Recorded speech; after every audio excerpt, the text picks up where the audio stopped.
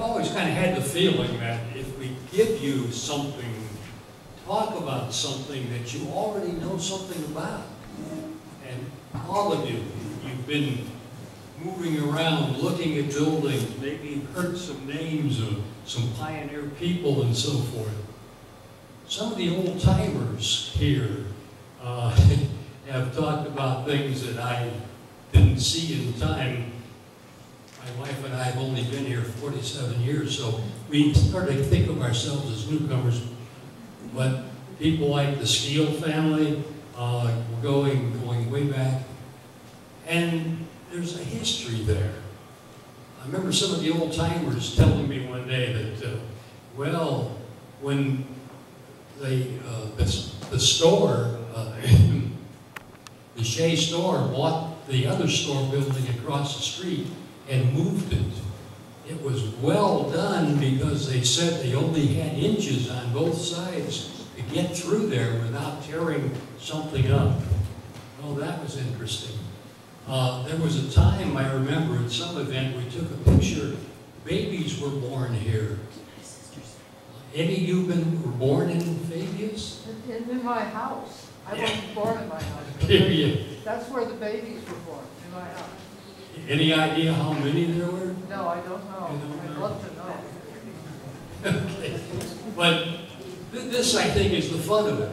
You look at a house, you look at something you've seen so many times, and then somebody like Sandy comes along and can tell you more about the history. And I did for her, I did the PowerPoint slides, and I was very impressed. This is a wonderful collection, and if you see these and you want to maybe see them again, are these in the museum at all times? Yes, there's the Fabius Then and Now album that's up there, and scrapbooks with some of it in. We have pictorial scrapbooks as well as regular scrapbooks, so yes. There you have it. So we hope that we can stimulate you tonight. And we're talking about some of the commercial establishments. We're talking about some of the houses, some of the people, and our president, Sandy Beglinger, is going to do this. Thank you, everybody. I got quite a bit of information from out of this book called Fabius in History, and we do sell it, so in case you want one. The township of Fabius was erected in 1798 from Pompey. Quite a few settlers were already here. First blacksmith was Joel Daniels. The first store in the township was opened by Morton and Katie. Joseph Simmons kept the first tavern within the limits of the present town. The first sawmill and grist mill were erected by Thomas Miles on Butternut Creek in Apulia Station. A tannery was constructed by Lyman Smith in 1805. After George Pettit bought the tannery, it burned in 1812. Mr. Pettit immediately rebuilt the business and added the first shoemaking shop in Fabius. Prior to this, it was the custom for traveling cobblers to go from house to house, repairing and making shoes. The land where the tannery was located later became part of Simon Keeney's farm on Keeney Road. The village of Fabius had its origin about 1812. It was known as Franklinville. During this time, an ashery and a dwelling house were built on the east side of the village. An ashery was a facility used to burn wood. The ashes were soaked in water to obtain potash, which was mixed with animal fat to make homemade soap. The dwelling house was a large building which accommodated a number of people before individual homes were built. In 1814, a hotel was built and was later known as the Cadwell House. After the Hamilton and Skaneateles Turnpike, which is now Route 80, was built in 1816, another hotel was built, but I don't have the name or location for it. Many farmers walked their animals to larger towns and cities to sell them. Inns were built to accommodate the farmers and barns for the animals during their long trek to the markets. One inn was located east of the village of Fabius. It still stands and is a private residence on the corner of Route 80 and Toggenburg. these pictures show a place in the basement of that building which may have been an oven for the inn. And that's what it looks like now. The first store in the village was kept by Aaron Benedict and Company. It was erected on the corner, which is now Route 80 and Ridge Road. The first physician was Dr. Sears. An 1839 map shows locations of clothing mills and a steam mill. So there was quite a few of them just around the Fabius area. A lot of people, the farmers, were raising sheep, had wool, and so a lot of it was made into clothing or fabric here.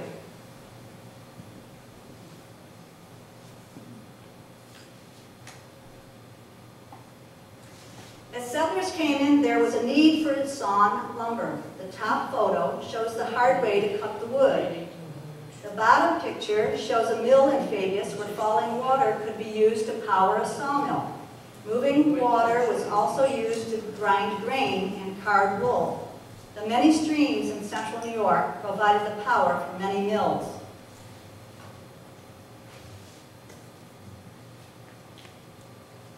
This was the backwater of the mills on Mill Street. This may be a spillway for excess water. We have no picture of the mill wheel itself.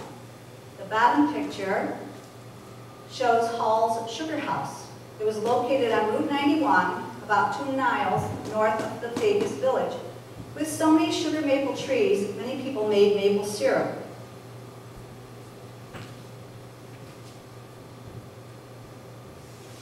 In 1836, Bruce's Onondaga Centennial listed these establishments. You can take a look at it, 4 grist mills, 15 sawmills, 22 fulling mills, 3 asheries, 5 tanneries, 5 carding machines. There was a lot.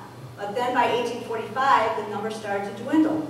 There were just 3 grist mills, 12 sawmills, 2 fulling mills, 2 asheries, 4 tanneries, and 2 carding machines. Now, a fulling mill involves 2 processes: scouring and thickening of woolen cloth by pounding.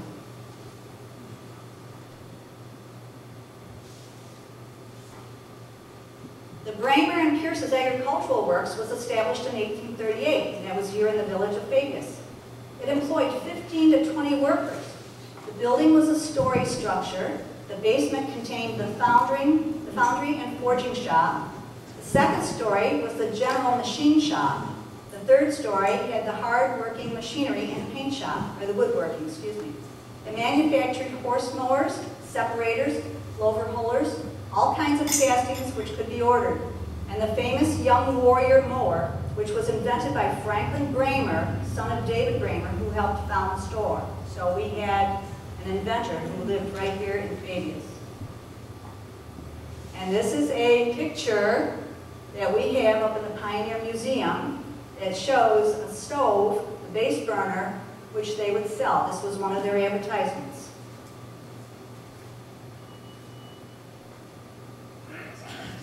About 1870, Fabius Village had 2 general stores, 3 milliner stores, 2 drug stores, 1 tin shop, 3 blacksmith shops, 2 wagon shops, 2 shoe shops, 1 harness shop, 1 furnace and machine shop, 1 cheese factory, 1 tannery, and 1 grist mill. We had quite a lot of business right here in the village, in Fabius Township, I should say. The Fabius Creamery and Milk Factory, I don't know if you recognize that building. It's on the west side of town. I know, it's falling down.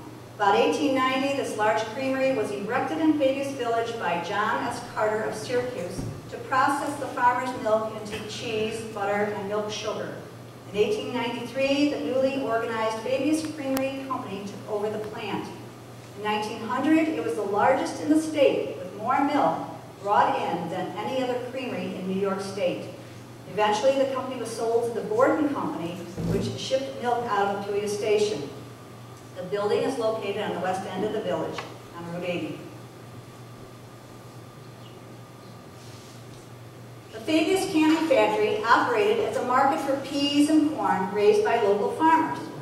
It was incorporated in 1900, passed on to J.P. Dorrance, and sold to E.H. Rowley. Rowley's peas gained a wide reputation for excellence, as did its beans. The company also canned tomatoes, succotash, and several varieties of corn. This facility closed about 1924. It was located across from the current post office.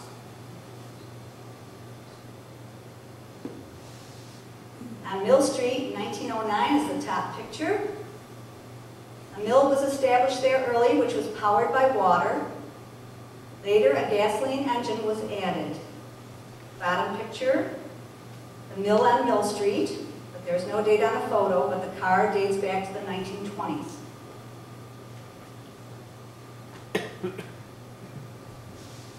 And in the same spot, this picture was taken in the 1930s. At one time, Harold Hall ran a garage here.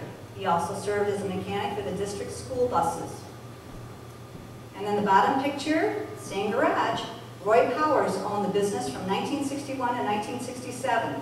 He was a mechanic. He did car inspections and sold car parts. He had 2 gas pumps to sell Ashland gas. Did Roy make it tonight?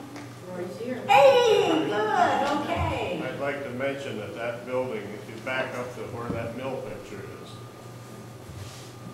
All right, that upper picture, visualize that right-hand L was looking the other way. That was moved up there, and that became the gas station.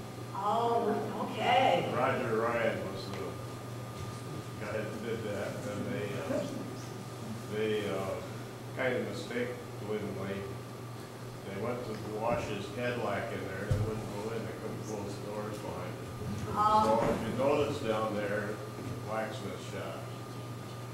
Okay, so his car, the Cadillac was too big and the garage door wouldn't fit. It wasn't deep enough to get the whole car in there. Oh, wow. So that's why the concrete block addition is on this side of the building, so as to make it deep enough to get the big cars. Oh. And I think it would have been a better idea to just start to build something, but that's the way it was done anyway. How about that? Yeah, cars used to be little. Thank you. Okay, so now, Roy, do you remember whose 57 Chevy it was? That was before me, and you notice that addition wasn't on the side, the Mill Street side of the building yet. Okay, That's the 2 doors facing the left of the picture. okay.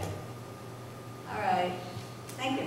Who here remembers going to Roy's? Wow. These many people went to Roy for work. And was it always Ashland gas? No. Roy? Ashland came into New York State about 1960. And they bought out Casanova Gas and Oil Company, which had Mobil at the time.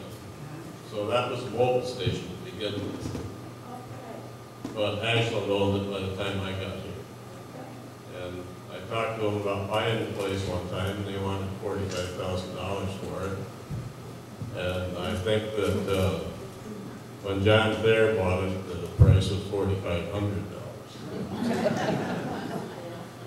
But I don't know, that's a 58 Chevy rear fender there at the edge of the picture, so that was fairly early in the history of that building, because the addition isn't on the side of it yet, where the overhead doors are. Bob Harris from the United ran it initially. Right. But John Thayer didn't sell gas, did he? No. Pumps were taken out. Yeah, when I quit selling gas in July 1967, we were getting 29.9 cents for regular. Great. Thanks, Roy. Okay, and now, the same, oh, I'm sorry, yes? That same building used to be Farmer Syndicate. Does anyone in here remember that? That was the Farmer Syndicate? Ivan Hawker ran it. I don't know, I didn't hear what you said, but you knew somebody that ran it or knew who it was. I went there with my dad as a kid, and it used to be Farmer Syndicate. As you know, I rode around here in the town of Fabius, Pompey, had farms everywhere, 25, 30 cows, and they got a lot of feed there. I went there with my dad to get feed a couple of times. They had little docks out in front. They bring the feed out and stick it in the trunk of the car or pick up. That was Farmer Syndicate when I was a kid. Thank you. Okay, and now it's the Host Blacksmithing Shop. Top and bottom pictures. And they do a lot of creative metal designs and stuff that they sell. Yes, Roy? That addition I spoke of, the overhead doors are gone, but those two windows flanking the chimney there, that's the addition that was put on to make the building deep enough to get the big cars in. Okay. Okay.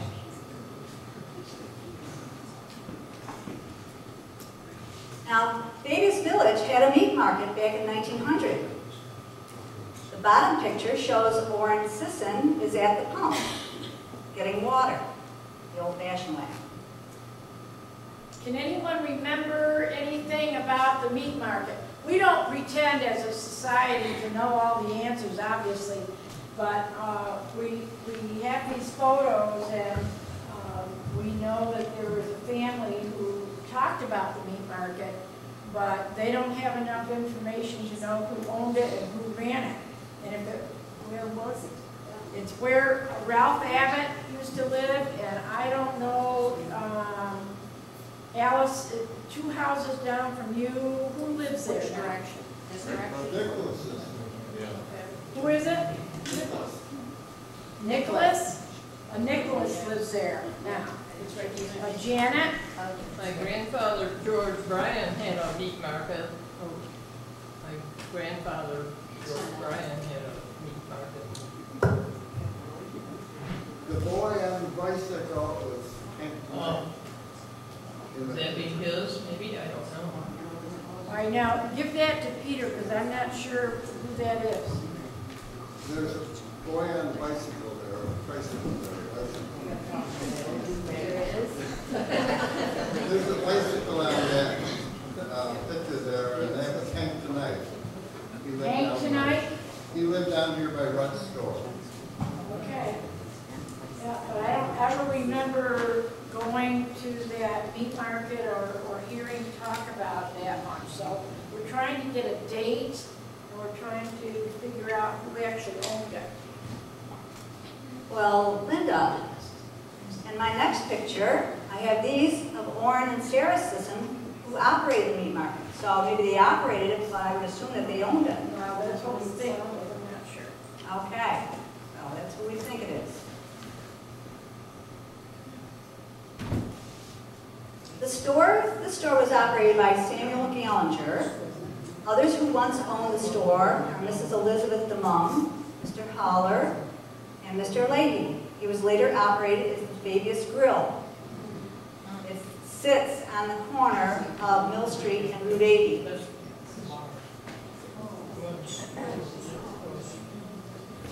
After the Fabius Grill closed, the building was turned into apartments. It is now empty and for sale. And across the street from it, on the corner, near the corner of Route 80 and Route 91, this was known as Rudd's store. And that was open when a lot of us were kids.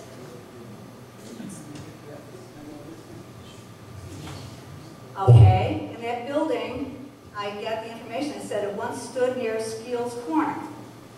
Sandy, can I say something? Sure. She told me I had to raise my hand.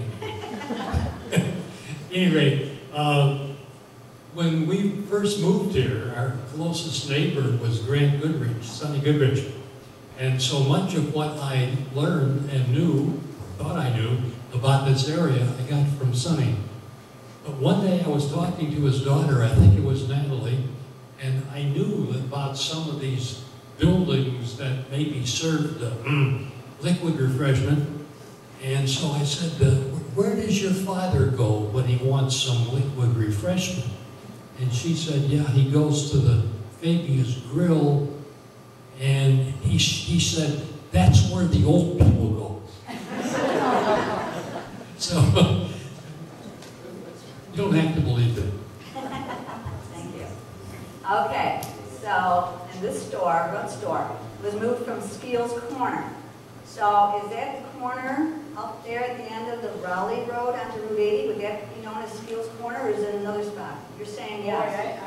Yes, that's what it is. Okay, so you know that. Did you learn that in school? Yeah,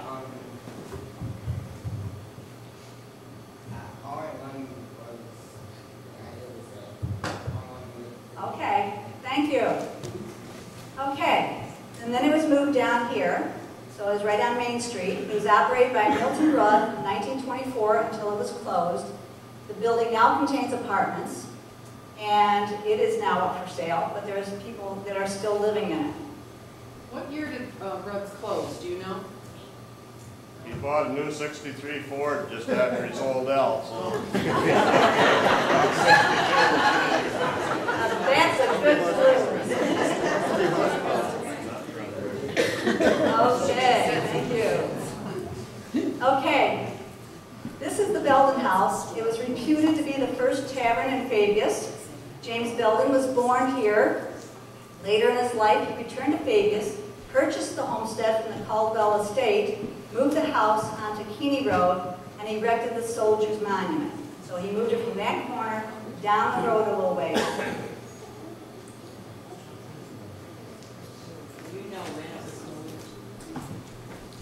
No, there's so much I don't know. Is that house still standing on Kenny Road? It's I- right next to the post office. I think it's the house I lived in. Next to the post office. Oh, next to the post office. I remember Mother saying it was in the corner now. Okay, so it's the house on the north side of the post office. North side, okay. Okay, mystery's out there. Okay, the Cushing Hotel. This is Vegas's most picturesque tavern with Doric columns and a fancy gallery on the roof. It was operated in the late 1890s by Charles Vincent, who had a dining hall and rooms to rent to overnight guests. It was later owned by Elwin Cushing. In the 1920s, Mr. Nair owned it. There was a ballroom upstairs for dancing, card parties, and movies. Excuse me. And there's a little bit better shot of it down below.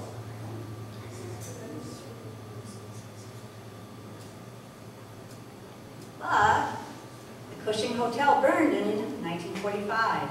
The fire was attributed to the malfunction of a heater being used in a garage area of the building where a young man who had recently returned from service in the war was working on a car. A much smaller building was built on the site and has served as a restaurant for many years. Then it was turned into a house. I remember going to that as a restaurant. On Main Street? Yeah, Yeah, right across from Shea's store. And there's Smith Street, and then there's that. Yeah. Chase House? Shea's Next store. Chase? Oh, Chase. And then the next house would be Chase's house. Yeah, where Al Chase had a barber shop. And the corner of River and Navy. Well, Smith Road is the road that goes between, well, it's now Anna, well, it was Anna's Country Store, and that spot. So that's now Smith Street, and that restaurant was right there on the corner there. Sandy, can I add something? Sure. I was one day talking with a member of the Chase family, I don't recall which one, and I was told that when they did something to their house, put new siding on or something, and maybe took old siding off, they saw scorch marks in the siding. And of course, their house was right next to that hotel. Does anyone know if there's a better explanation or a more accepted explanation about how the fire started? I guess We not. weren't there, no. Chuck, I was in second grade when that, or Kate, you were in that same area years. The teacher let us standing by the window and looking out, and pretty soon the teacher said, "We'll take you up the sidewalk, see that fire." When we went beyond the Methodist church, up a couple more houses, and we had to stay way back. What year did you mention it, Sandy? 1945 is when it burned. Yeah, I was in second grade, I believe, and the teacher let us go out the front door and go out and watch that fire for a while. Wow, thank you. Okay. Newton Benedict was known as the live and let live merchant of Fabius. Newton Benedict ran various businesses from these two buildings at the top, including an undertaking establishment, furniture store, and general merchandise store. That's the picture at the bottom. So you could go in and buy quite a bit, and he did a lot of different varieties of business. Hamilton and Shea's store in the dry goods department. The partnership was formed in 1906, but it broke up in 1912.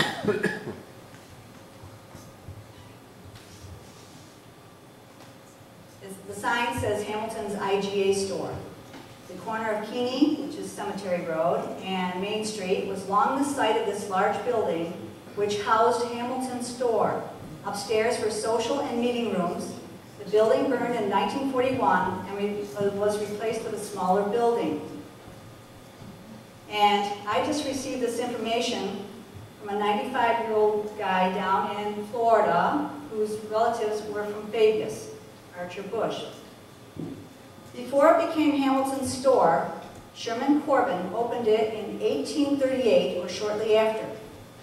In the 1880s, he turned the store over to his son-in-law, William Bush. The store became the town's public telephone office. The Fabius post office was also established in the store.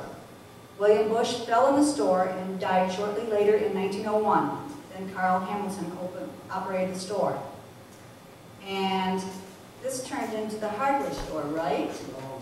No? This is the store, right? That's, oh, okay. That's the Shea's and Hamilton store, it's the same store. Okay, okay.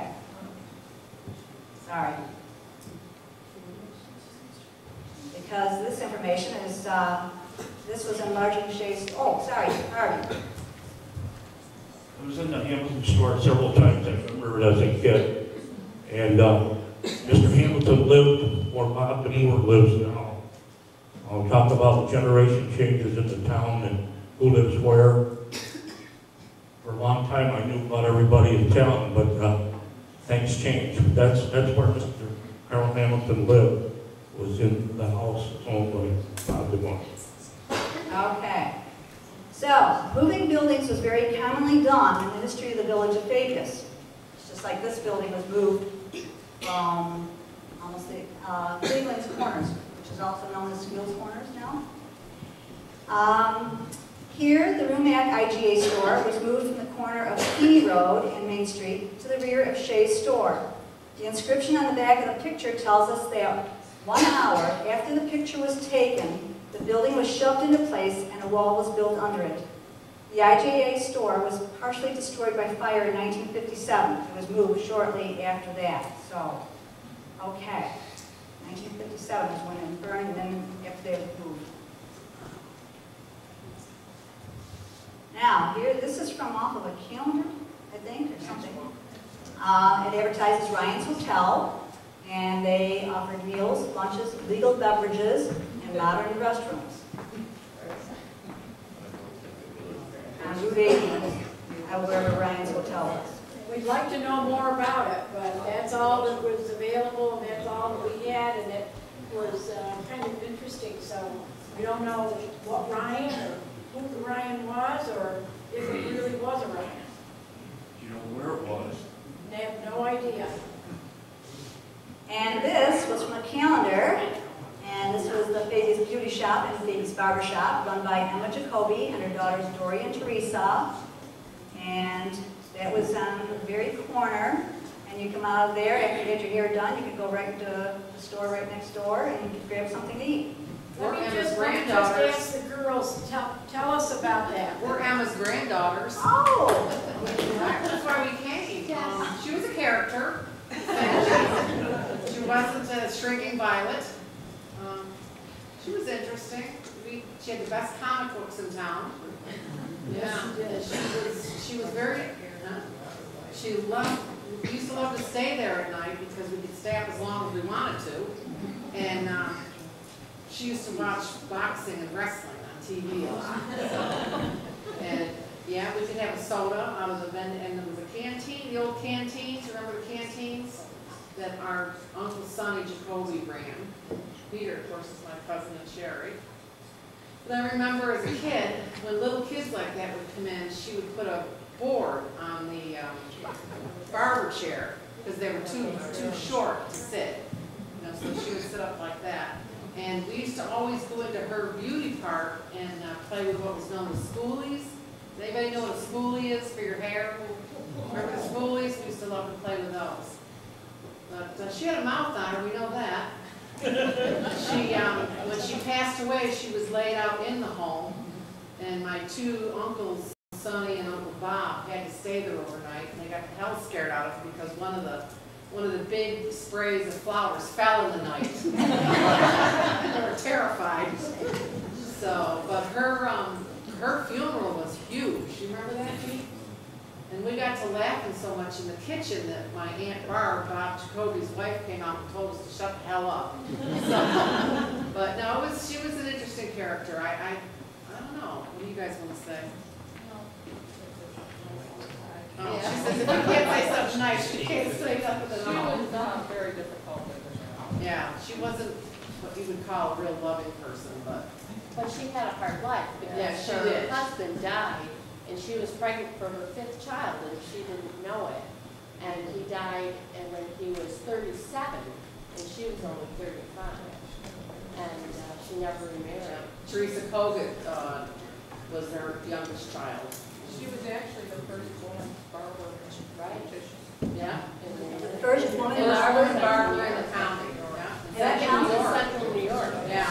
Wow. Yeah. And she had to go back to work out of default. They lost the farm and everything. And the priest at the time helped her Yeah. get her foot into the beauty business and helped her with the kids, got, whoever took care of the children and stuff.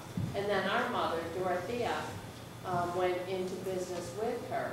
And the way mother Never got paid though. No, she didn't get paid, but the way she met our dad is because Dad was a meat butcher. He was a butcher. Traveling butcher. A traveling butcher, and he'd come around with his truck and come to the back door and ask if they wanted anything, and he had a shine to Dorothea.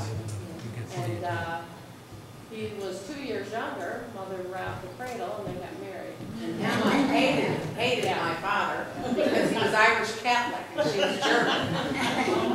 And one day, Dad was waiting for her down in the parlor, and Grandma came down and shut the light off and told my father that he wasn't worth the electricity to spend. It was terrible. I don't know how they ever got married and had 9 kids, beyond me.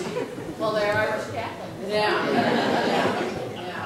Well, the day that they left, the day our mom moved out of the house after all the years she worked there for no pay. No pay. Grandmother gave her $1. Yeah. Yeah. Wow. And do you guys, go ahead. I was just going to say that she was quick-witted, Emma, but she also had many, many, many friends. Oh, yeah. It's just that, like Kathleen and Jack would say, she was a difficult grandmother because she had such a hardship. And she just wanted, Kathleen and I would stay all night there together because we're the closest in age of all the 9 of us. And she would look at us and say, well, make supper. Yeah. And we'd go, what do you mean make supper? Mother did everything. We didn't, I never learned to cook till I, got married. You were 7 years old. We had no idea, but she would get really angry with us because we couldn't make Couldn't dinner. reach the stove, and she No. put a chair up next to the foot Yeah. stove with just potatoes.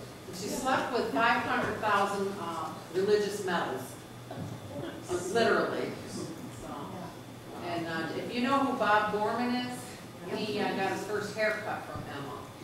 We've had a lot of people come up to us and said they got the first haircut at Emma's. So, she was interesting though. I bet. This calendar is dated 1954. Yeah. Sandy, Yes. I would like to say that I was one of her first victims too. I had my first haircut by Emma. She was very nice to me though, girls. Oh yeah, My mother was with me. because you were related.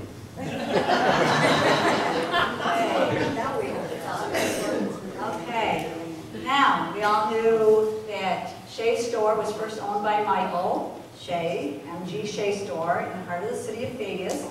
And then it went to Charlie Shea, and then Bob Neuer and Hannah Hauk, you know, got it. And here's an advertisement for fresh meats cut to order, so you could call them up. So that's more recent in our lives. Okay, now I'm going to cover a little bit of Apulia. And this was the old Apulia store in the post office. In 1874, Elisha Peck owned this home and combination store and post office. So she lived there and had a store in the post office in the building.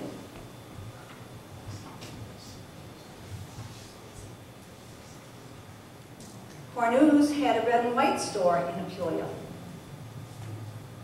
Roy, what year is that car? 1929 or 30 Chevrolet. Thanks. You can read the size of the tire, you can tell it's 29 had 20-inch tires and 30 had 19-inch tires. See, I knew I could count on you. Okay. Also in Apulia, there was the Hill Service Station. They did expert auto repairs. They had used cars and parts. This is a 1959 calendar. And here's a picture of Hotel Apulia.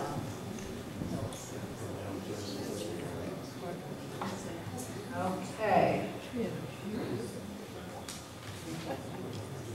Now, in 1854, a railroad was built in central New York State, going in the north and south directions through what is now Apulia Station.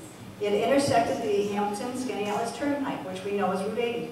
There were no buildings in this area at that time. However, a building was soon erected in which lived the men who cut wood to supply fuel for the train. A railroad station was built as it became the shipping point for the town of Fabius. Then businesses developed in Apulia Station. There were 2 hotels. The Summit House was on the west side of the train tracks and run by John Sniffen. The Colby House was on the east side and it was run by O.F. Gilbert. There was a dry goods and grocery store run by C.F. Gay and Company. One house was used for the sale of general groceries and farm implements.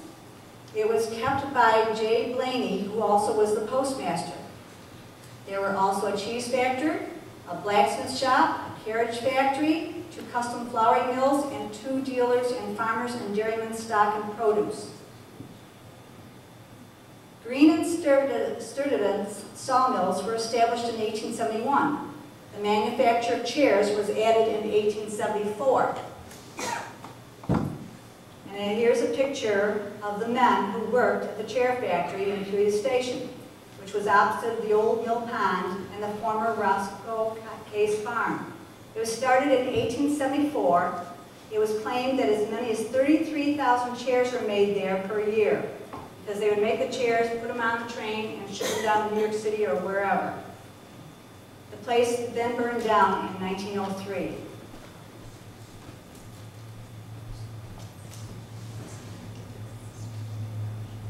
In the late 1800s, George Stanton began cultivation of ginseng in Apulia Station, the first business of its kind in the country.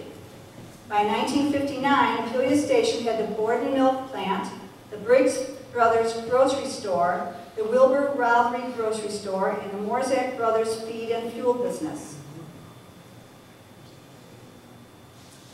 And this is a picture of the Briggs store, which was next to the railroad station.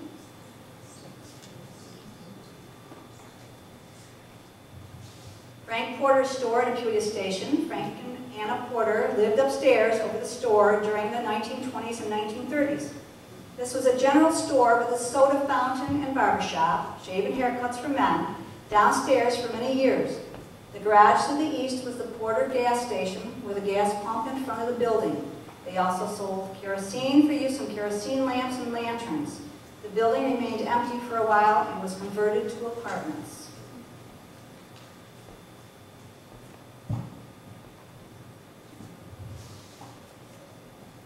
All right, this was L.E. Beer's grocery store on West Main Street in Apulia Station.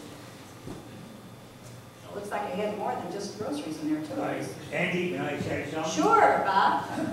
On the other side of that building there was where the first farmer's sugar cake was. But my grandfather ran that, my mother was born in that building, they lived in an apartment upstairs. She was born in the building?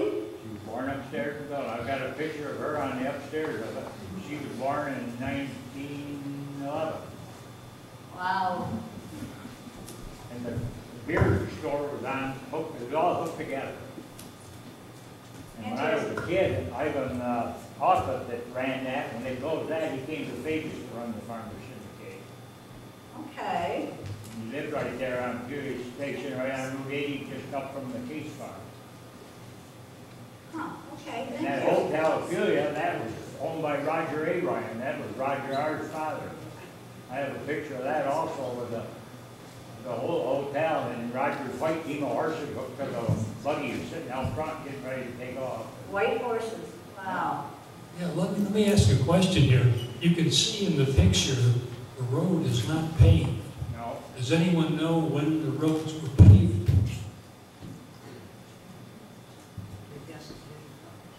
You're too young, I huh? know it was paved when I went to school at the Fury Station, we had to walk uphill every time to get there. Don't even know it, right? No, we didn't have to walk coming back home for down. Wow. That's why I started school there and that. There was a school in the Fuel Station, Oh, yeah, there was one at Oldfield too right there, it's gone now. Okay, thank you. This is a picture of the Apulia Station sawmill.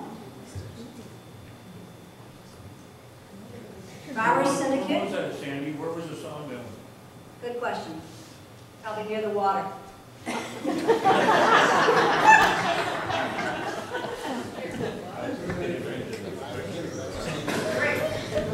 Okay, now, this Farmers Syndicate has a picture. It says store and flour plus seed on the sign. And of course, right next to the railroad station, so therefore the trains would take a lot of their stuff right down to New York City.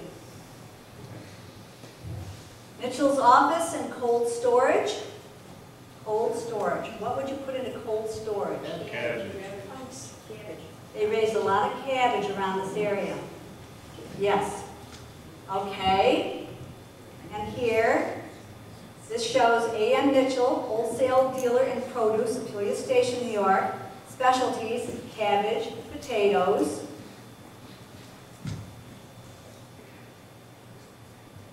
Okay. Mitchell lived on South Street, Fury Station. And Okay. that's where Bird Valley, Grace lived later years. Okay. He's buried in Kelly Cemetery. He's got a great big stone. He's known as the Cabbage King. And they have a little story about him that his son, he had one son, and that was the one child, Frank, and Frank was out in Syracuse, and he got in a little trouble. And Elliot, he called for him to come, and he was trying to beat the train. The driver was driving the Cadillac, and they got down by where the overhead bridge used to be there on, well, they call it, I don't know what they do, but that's where my grandfather Fairchild had the farm. You had to go between the house and the barn and make the turn. Well, the train was coming, and Elliot told the driver to step on it. Well, Elliot got scared. That's when he jumped out. That's how he lost his leg. And the car made it. But Wow. his son had got in trouble, and he was trying to head out to the city to bail him out. Wow. Thank He you. built that, right there by the Julia Grill. He's the one that built that little block building to keep his cars in. And then he lived on South, let's say on South Street, Julia Station. Wow. Vaughn?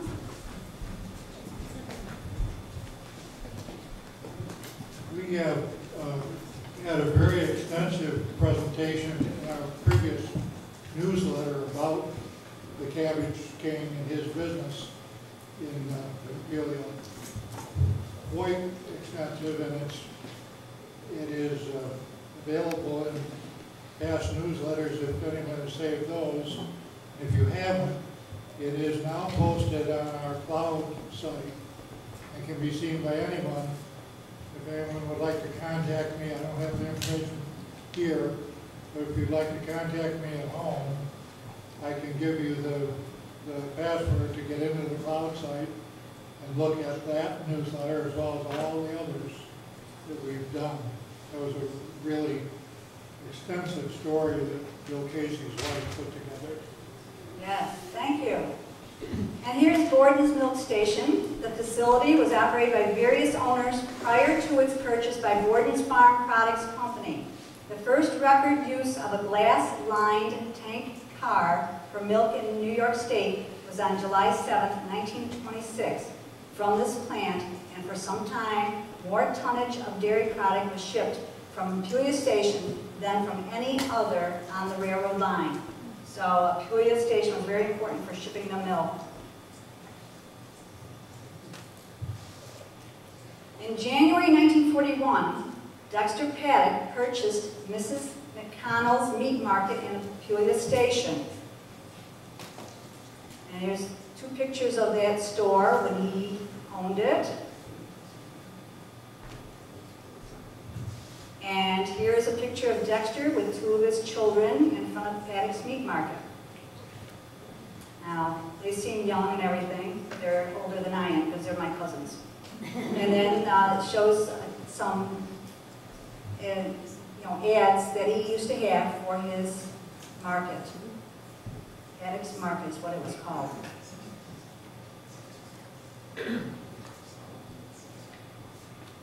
Okay. How many here remember Mrs. Lottie Paddock? Okay, well, that's the connection, that's the relation with Dexter. And Lottie was the mother. Lottie was the mom, and Lottie lived right here next door. Next to the corner for years. Yeah.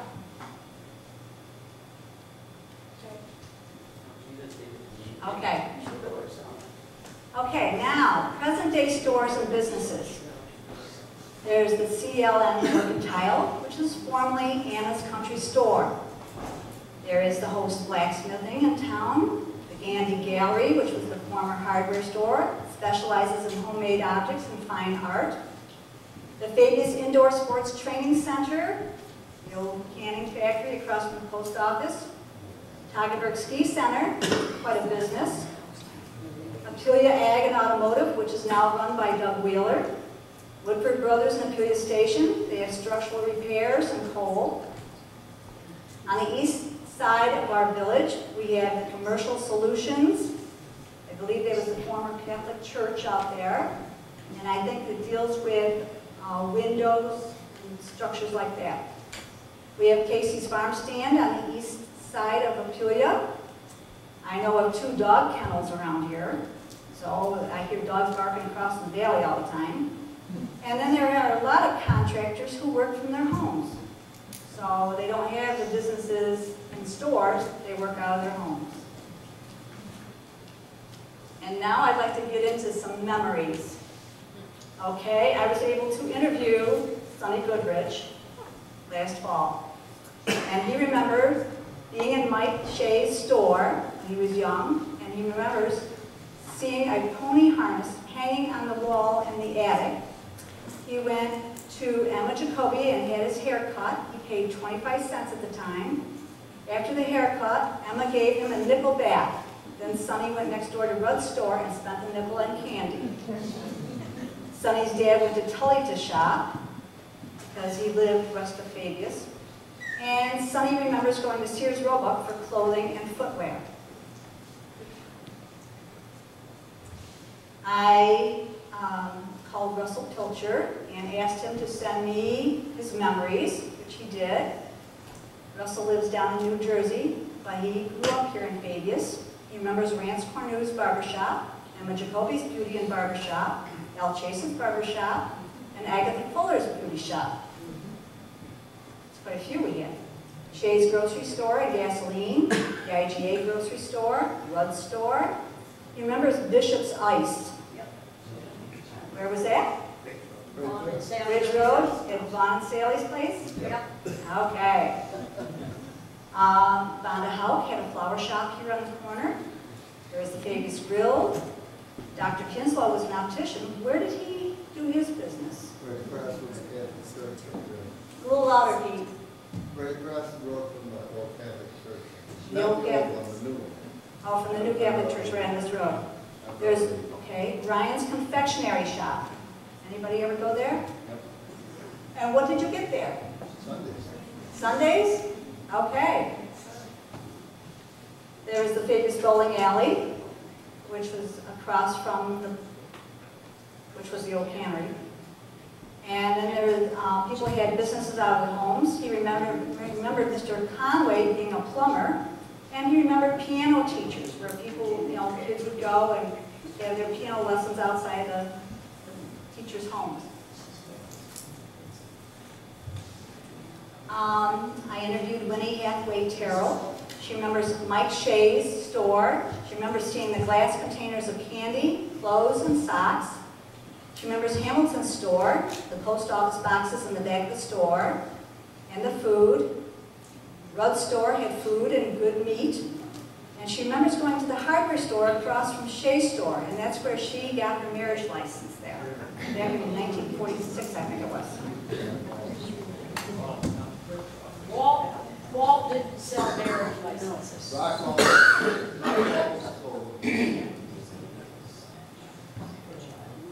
Yes. We reminded me there when you say when you got her marriage license there. Upstairs in the hardware store, there was a great big table that probably was about 8 or 9 feet long, and it was made out of 3 boards. They started out this way, they ended up that way. And there were 3 layers of oilcloth on it, and a piece of brown wrapping paper underneath it. When I took it all up, there were a whole bunch of names written on the wrapping paper. So Mary DeMond came upstairs and said, "Oh gosh, that's my name." She said, "We used to have Sunday school lessons up here, and that's all the kids from Sunday school." Sunday school lessons up there at the top of the hardware store. Wow, upstairs. Thank you.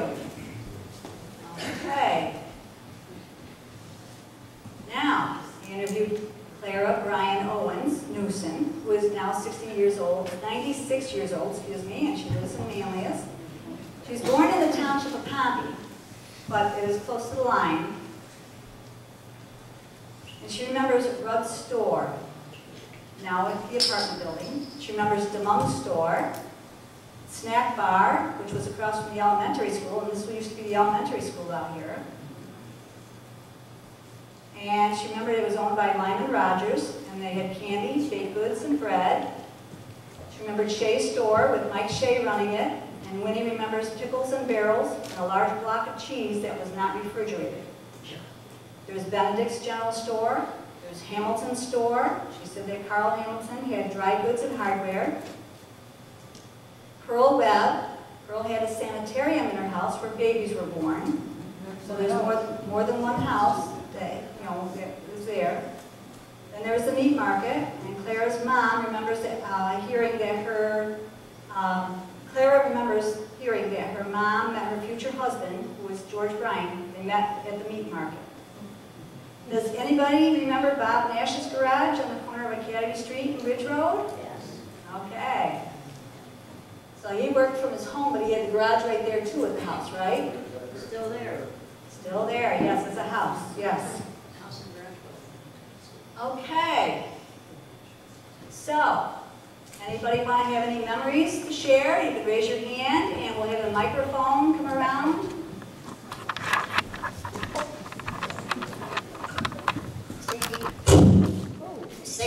Sandy, I just wanted to mention that the bowling alley on Kitty Road used to house the bowling alley and the American Legion. And after it burned, they never built it back so that the American Legion could have a place to meet. And they just built it back as a bowling alley. Okay, good job, thanks. Oh, but you didn't know that. Okay. Vaughn? I've got one thing that Charlie Shea entrusted to me a few years back, and I'll pass it along. Okay, thank you. Anybody else? Wait, Carr? We missed some things in Fabius. As a person that grew up here all my life, how many remember the hardware store that sat behind us in the schoolyard? What while you're on hardware store. Okay, anybody else? Yes, Sandy? Yes. Do you know how many of you remember the snack bar across from the tomato virgin bread?